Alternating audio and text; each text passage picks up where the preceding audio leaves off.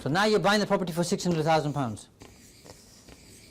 You've got two options to avoid paying the VAT. The first is if you're buying a commercial property with a sitting tenant, then you can use something called the transfer of going concern rules, which means you do not pay VAT on the purchase price.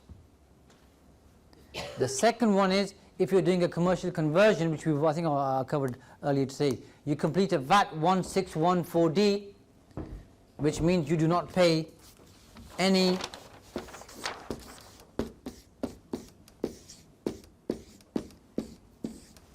you don't pay the VAT. If you do a transfer of going concern, you have to register for VAT, because you then carry on charging VAT on the rent. If you do a VAT 1614D, you do not register for VAT. So what do you think are some of the benefits of not paying VAT, the 100 grand VAT? What are some of the immediate benefits? Cash flow. Cash flow. So you don't have to raise the money from a bank? Is that what you're saying? Okay.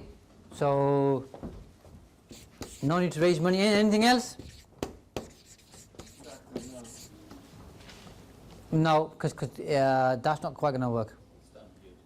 Okay, so because the stamp duty, which we're going to cover in a second. Anything else? So you got on raising the money, you've got interest to pay. Yeah. You've got arrangement fees to pay. You then have to file a VAT return and get the money back from HMRC. So you've got tax advice fees, and then you've got all the headache of trying to get the money back from HMRC. So where possible, you want to avoid paying the VAT. If you pay VAT on a transaction, then you pay stamp duty land tax on the total value. If you don't pay the VAT for whatever reason, be it transfer of going concern or be it any other reason, like the VAT 1614D, then you pay SDLT on the 500,000. Everybody with me? So you're going to save a whole chunk of stamp duty land tax. Yeah? Any questions on that bit? Alright, cool. So that's the SDLT and the VAT done. When you refurbish that particular property, if you're doing a commercial conversion, what rate of VAT are you going to pay? 5%. 5%. Okay. And Andrew, so that's 5%. If you decide to buy the materials yourself, are you paying 5% or 20% on the materials? 20%. If you subcontract the whole lot out to a contractor, so the labour and the materials, are you paying 5% or 20% on the materials in that case? 5%. 5%, okay? So it could be better for you to subcontract the whole lot from a cash flow perspective, yeah? If you sell all the units, can you claim back the VAT? Yes. Jeremy? You might not know, by the way, but yeah. If you can. Yeah, if you sell the units, you claim back the VAT. If you hold them, you can't, unless you structure it in a particular way where you grant a lease of longer than 21 years to another company, and then you claim back the VAT. Yeah? So there is a way around that. Has to be done properly. Yeah? Sorry, but you have to be VAT registered to claim. Yes. Yeah, you would register for VAT, and as you're expending it, you'd claim it back. So, sorry, no, I didn't understand that. You haven't registered for VAT and you've saved all the money, as you explained. So then you said when you sell it, so then you register for VAT. No, so day one, you've started the project. You know you're going to sell, Right. so you can register for VAT on day one. Okay. And then every quarter claim it back. With you. If you're not sure, you can do it when you sell them. Yeah. Just before. Yeah, in month 18, 20, whatever. Okay. Better to do it as you go along because you obviously got a cash flow advantage. Yeah. Once you finish the project, let's say you've got 500 grand, because the number changed yesterday. So let's say you've got £500,000 profit in your bank account after having paid corporation tax. If you take that money out, you've got to pay income tax. We've already covered that earlier today, yeah? What you can do is, You can do a voluntary liquidation, yep.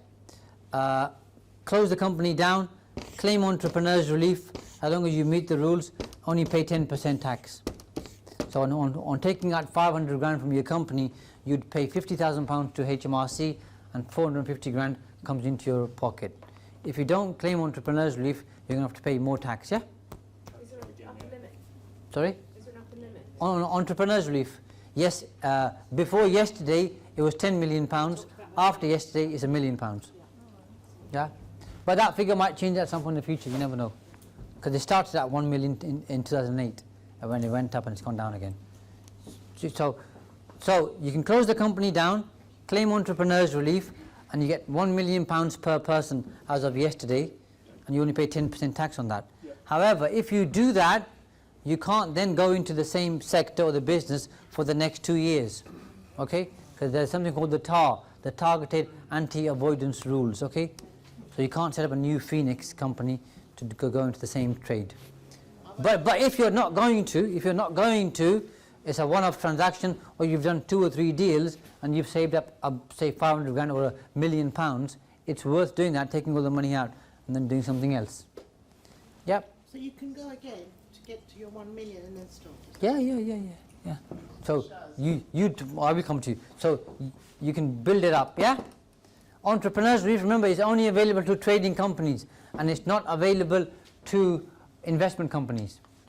But here you're a trader because you're buying commercial property, converting into residential and then selling it. Above and beyond that, you've got something called investors relief. And how this works basically is, if you go and borrow money, so let's say Jeremy wants to go and borrow money from a third party and says, can you become an investor? They say yes. When Jeremy makes profit, he gives them their share. Let's say, on average, Jeremy, how long would it take you to do a commercial conversion on a good day? Yeah.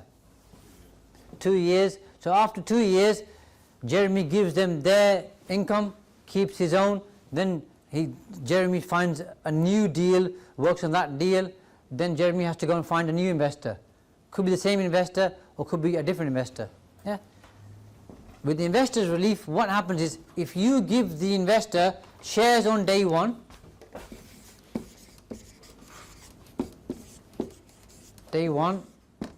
and they keep their money in the company for 3 years,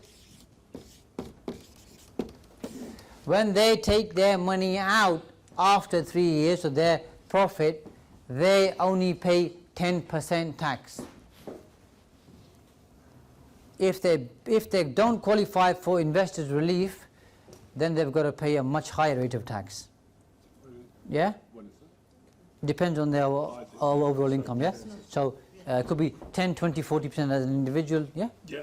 Or a company could be 19% plus the dividends.